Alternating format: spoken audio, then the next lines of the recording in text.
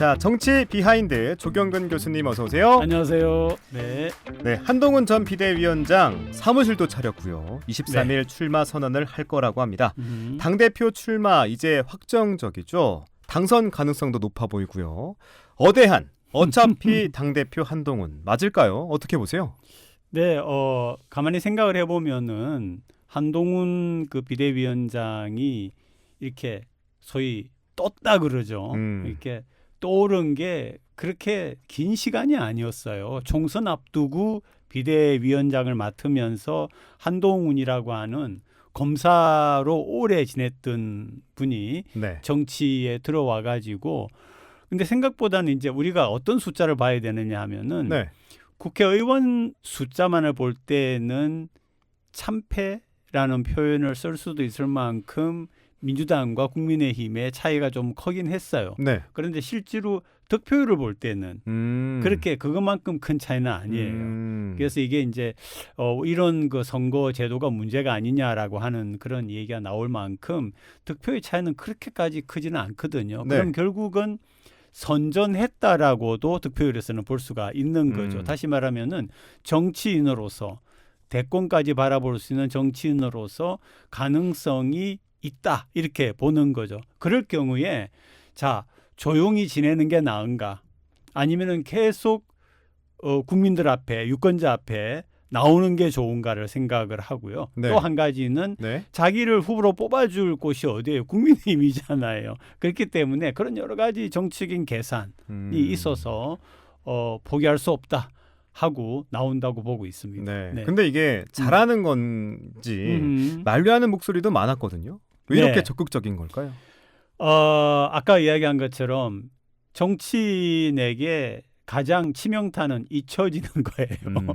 왜냐하면 잊혀지면 내가 잊혀졌다가 다시 내가 떠오르면 되는데 그동안에 많은 또 기라슨 같은 사람들이 그 자리를 치고 올라오거든요. 네. 그렇기 때문에 아까도 처음에도 이야기한 것처럼 머릿속으로 또 주변 분들과 굉장히 계산을 많이 해요. 어떻게 하는 게 좋을까 하는데 만류하는 분도 있었겠죠. 왜냐하면은 뭐 이미 그 어쨌든 선거 결과에서는 의석수에서는 졌기 때문에 결과론 거기에 대하여서 좀 책임지는 모습을 보여줘야 되지 않느냐. 네. 그리고 아직은 나이도 있고 여러 가지 솔직히 말하면 정치 경력이 일천하기 때문에 조금 더 차분하게 지켜보고 공부하면서 이런 얘기도 했을 거예요. 네. 했을 건데 그렇게 나가는 것은 요즘 세대에는 좀 맞지 않는다는 생각을 했을 수도 있을 것 같아요. 지금 제가 이야기하는 그런 거는 옛날식 정치에서 참아라, 기다려라, 기회가 온다라고 하는데 요즘 세대의 정치는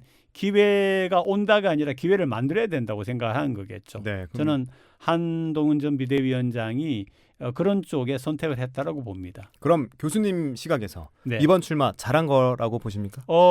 당사자의 문제이기 때문에 네. 저는 잘했다 못했다 얘기할 수가 없고요. 굉장히 그건 주관적인 본인의 건데 뭐 제가 만약에 그 입장에 있다고 해도 저는 뭐 도전할 수도 있지 않았겠느냐라고 그런 생각. 제가 한동훈 전 비대위원장 편을 드는 건 아니고요. 뭐 그렇게 그런 선택도 할 수 있었다. 왜냐하면 지금은 옛날처럼 뭐 여러 가지 측면에서 빠르게 그렇게 변화하던 시대가 옛날은 아니에요. 네. 길게 가고 멀리 봐야 되는데 지금은 너무나 모든 것들이 빨리빨리 변화하고 있는 시대이기 때문에 그런 점에서는 빈 공간을 너무 오래 둘 경우에 오는 마이너스가 지금 나서 가지고 오는 마이너스보다는 저는 크다고 생각을 하죠. 확실히 잊혀지는 게 그건 정치인에게 많이 무서운가 치명적이죠. 봅니다. 네, 안 잊혀지기 위해서 굉장히 애를 쓰시는 분이 저 대구 쪽에 한 분 계시잖아요. 네, 그렇죠. 네, 아시죠? 자, 그런데 용산에서 네. 한동훈 당대표를 받아들일 수 있겠냐 이런 시각도 있거든요. 네, 그 경쟁 구도에 있는 뭐 원희룡 네. 그다음에 나경원 의원에게 힘을 실어서 당선을 저지한다든지 네네. 아니면 뭐 최고위원회를 신윤 인사들로 장악해서 견제하다든지 네. 이런 시나리오들도 나오던데 어떻게 보세요? 오히려 한동훈 전 비대위원장 키워주는 거 아닌가요? 오히려? 예, 대통령 혹은 대통령실에서 견제를 한다라고 하는 거는 그만한 인물이고 그만한 힘이 있다라고 하는 거를 역설적으로 보여주는 거 아니겠어요? 물론 그렇게 할 수는 있다고 생각을 합니다. 네, 왜냐하면은 이제 이 소위 보수 혹은 현 여권과 정부 여당을 바라보고 있는 그런 지지 세력의 입장에서는 이 기대가 나누어지잖아요. 네. 그죠? 그리고 대통령 임기가 뭐 3년 내외가 남아 있는 긴 기간이 아직도 남아 있는데 그렇죠. 그 기간 동안에 벌써 그 핵심 축이 국민들과 지지자들의 시선이 다른 쪽으로 간다라고 하는 것은 대통령 입장에서는 그거는 허용할 수가 없는 거죠. 그러나 대세가 어느 쪽으로 가느냐에 있어서는 오히려 손잡고 협력할 필요가 있을 수도 있어요. 왜냐하면 반목하고 반대하고 내치려고 했다가는 키워주는, 요즘 정치는 희한하게 그게 키워드 같아요. 네. 내쳐질수록 큰다 하는 거죠. 네, 그리고 아까 나온 그 나경원 전 대표 같은 경우나 원희룡 전 장관 같은 경우도 굉장히 기대를 모을 수 있는 그런 주자 중에 한 사람이라고 우리가 볼 수가 있죠. 그래서 저는 뭐 좋은 경쟁을 했으면 좋겠어요. 네네. 그 세 분 사이에 속은 또 더 많은 분들이 있겠지만. 네. 자, 그러면 한동훈 당대표가 현실화될 경우 윤 대통령과의 관계를 한번 예상해 보고 싶어요. 뭐 운명 공동체다, 결국 같이 갈 거다라는 분석도 있는데 탈당 요구를 비롯해서 완전히 대척점에 설 거다, 이런 상반된 예측들이 나오거든요. 교수님은 어느 입장이십니까? 대통령이 뭐 어떻게 하느냐 하는 거겠죠, 그죠? 네, 그렇죠. 근데 이번 이제 저는 그 중에 바로메타 중에 하나가 현재도 진행 중에 있는 그 의료 대란 문제가 아닌가 싶습니다. 의료 대란 문제가 어떤 식으로 결론이 날지는 사실은 이 대통령 쪽에서 했던 그런 일방적인 추진이라고 하는 게 문제가 있었던 건 사실이에요. 그런데 이제 대통령실 쪽에서는 이런 식으로 하지 않고 타협이라고 하는 길로 갔으면은 하세월이었을 거다라고 하는 또 그런 생각도 가지고 있거든요. 네. 그런데 다른 한편에서 볼 때는 많은 의사분들의 얘기가 지금처럼 현재 있는 인원을 가지고도 도제식의 그런 교육이 안 되고 있는데, 의술이라고 하는 거는 책으로 배우는 게 아니잖아요. 네. 직접 그 선생님들 밑에서 직접 배워야 되는데, 실험실이라든지 한 교수가 학생들을 이렇게 옆에 끼고 가르칠 수 있는 그런 게 굉장히 부족하다고 합니다. 다시 말해 학생이 많다고 합니다, 이미.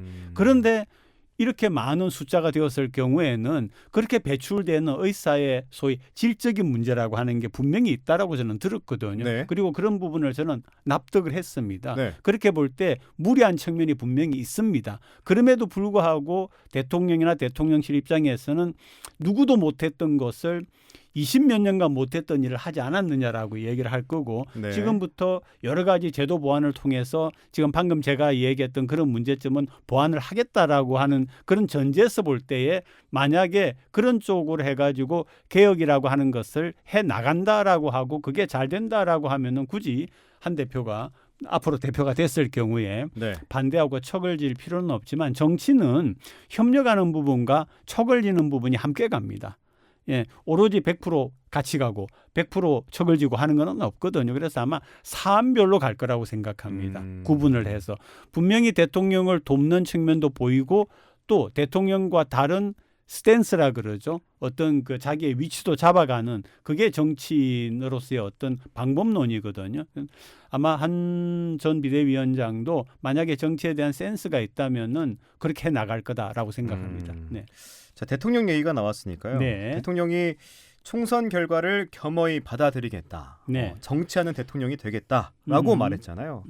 그랬는데 유태 대통령은 이제 총선 패배 이후에도 별반 달라진 점이 안 보이거든요. 네. 지지율도 저점에서 계속 머물러 있고요. 이대로 대통령 괜찮을까요? 지지율 이야기를 하시는데 현재로서는 그렇게 크게 걱정 안 하는 것 같아요. 대통령이? 왜냐하면은 대척점에 서 있는 야당 대표의 지지율도 그렇게 높은 상태는 지금 아니기 때문에, 오히려 어떻게 필요하다라고 생각하는데, 필요하다라고 하는 것이 정말 국민의 시각에서도 필요하다 하는 것은 다를 수 있지만, 대통령실 대통령 입장에서 필요하다라고 하는 거를 과감하게 해 나가겠다라고 하는 그런 기조를 윤 대통령은 처음부터 잡고 있는 게 아닌가. 다시 말하면은 지지율이라든지 아니면은 인기라든지 하는데 연연하지 않고 5년의 기간 동안 내가 마땅히 당연히 국가와 국민을 위해서 해야 될 일을 하겠다. 그리고 나중에 평가받겠다. 아마 이런 생각을 좀 갖고 있는 것 같아요.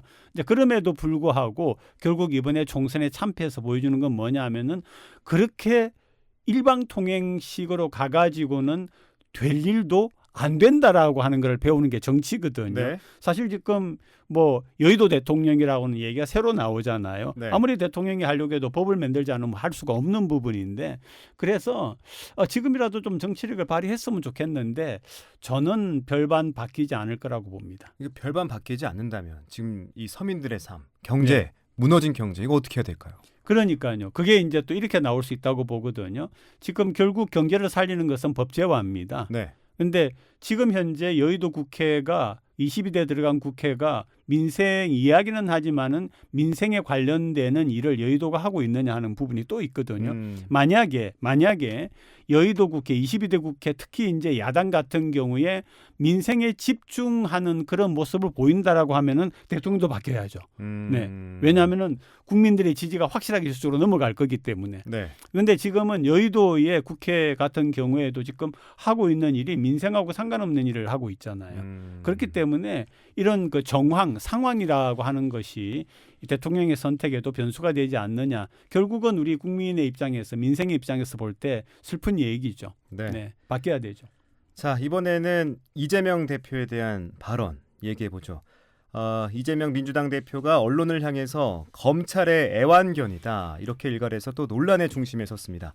이재명 대표의 발언 교수님께서는 어떻게 보시는지요? 네, 경솔했죠. 경솔했다. 네. 왜냐하면은 물론 이제 그 이재명 대표나 민주당 입장에서 볼 때 보수의 편을 많이 드는 그런 언론이 분명히 있습니다. 그리고 그런 부분에 공정하지 못하다라고 하는 생각을 했을 수는 있습니다. 네. 있는데 이제 본인도 이제 인정을 했지만은 그러면은 어떤 언론들이 어떤 부분에서 문제가 있다라고 하는 것들을 비유적인 표현으로 하는 게 더 나았죠. 그러면은 중도에 있는 분도 결국은 이제 진보와 보수가 있으면은 중도가 문제 아닙니까, 그죠? 그럼 중도에 있는 분들도 소위 납득이 되는 거죠. 네. 그래 보니까 좀 심한 게 있더라. 어떤 언론 보니까 그런데 이거는 그게 아니라 싸잡는 듯이 표현이 되어버렸고 거기다가 애완견이라고 하는 표현은 굉장히 이게 그 상대를 멸시하는 표현이거든요. 네. 표현 자체가 누가 사람이 사람을 보고 너 저 사람이 애완견이네 하면은 거의 뭐 칼부림 나지 않겠어요? 네. 그 기분 나쁜 정도가 아니에요. 그렇죠. 저는 칼부림 난다고 생각을 하거든요. 네. 애완견이 뭡니까 사람을 보고. 그리고 언론은 정치에 있어서 국가에 있어서 제4부예요. 그죠?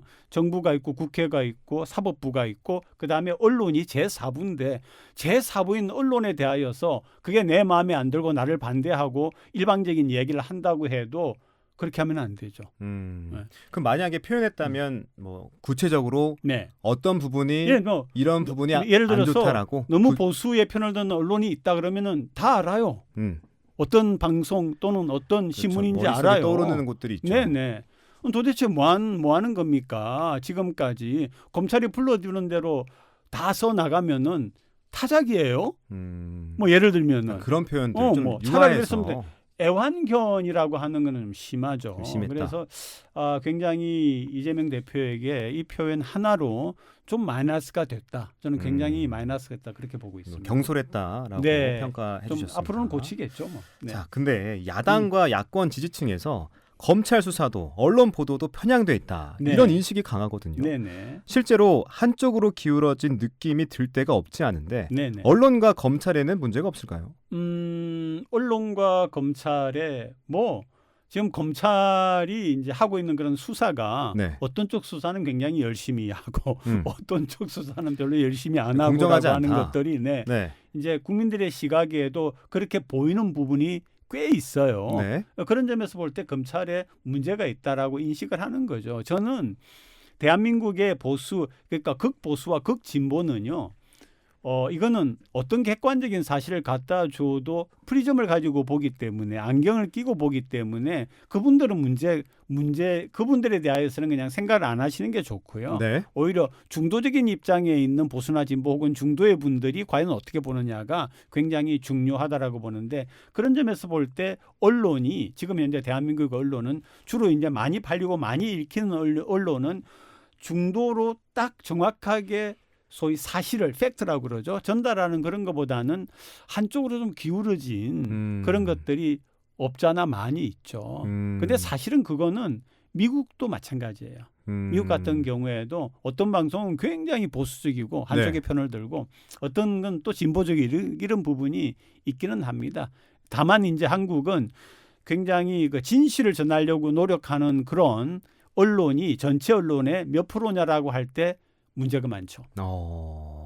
거기에 대해서 CBS는 거기를 잘 가고 있다고 생각을 하는데 그렇죠? 네, 최선을 다하고 있습니다. 네, 그렇죠. 네. 자, 그러면 이번엔 이슈를 바꿔서 넘어가 보죠. 김건희 여사의 명품백 수수 사건 관련해서 국민권익위가 혐의 없음으로 사건을 종결했습니다. 네네. 후폭풍이 거센데 여기 반발해서 최정묵 권익위원이라는 분이 사퇴서를 제출하기도 했죠.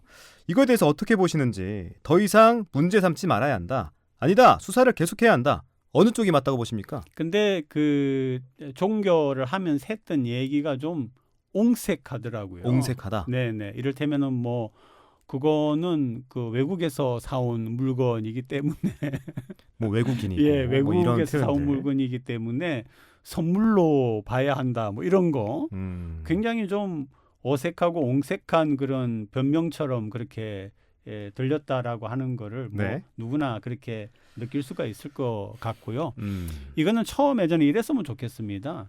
그러니까 김건희 여사가 백을 받고 어쩌고 저쩌고 하는 대통령도 국민에게 불편을 드려서 죄송하다라고 사과한 그런 부분은 그런 부분대로 조사가 됐어야 되고 네. 또 속임수를 썼잖아요.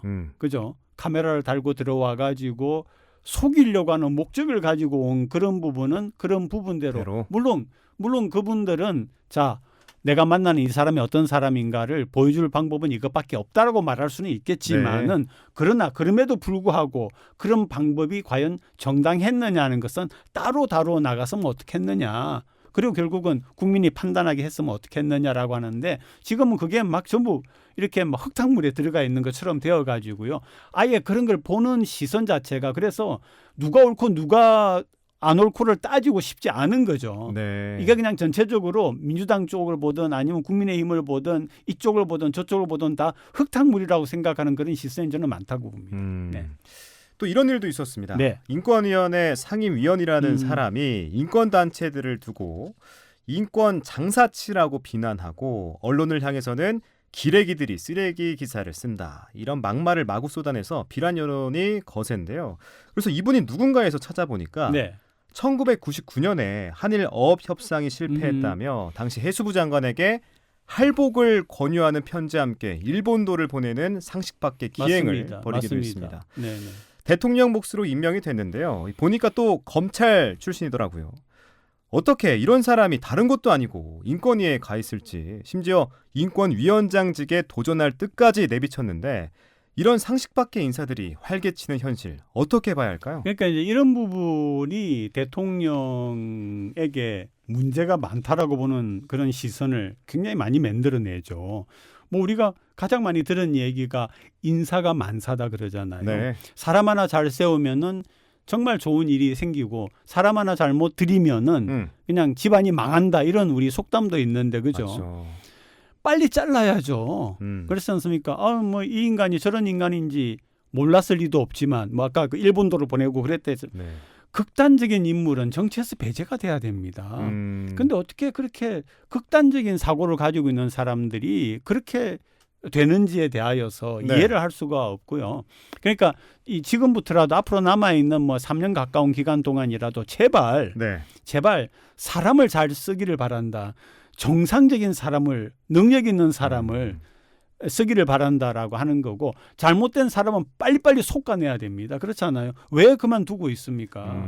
누가 봐도 이건 잘못된 건데, 그런 점에서 아쉬움이 있는 게 아니라 비판받아야죠, 대통령이. 네.